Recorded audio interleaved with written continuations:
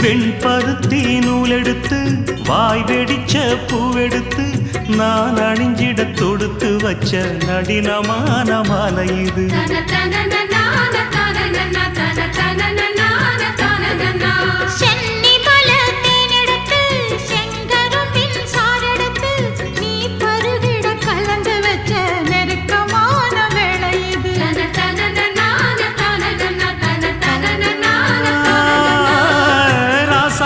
உடம்பிருக்கும் ரவிக்க துணி நானாக அன்னாடம் சூடி கொண்ட ஆசை வச்சாகாதா.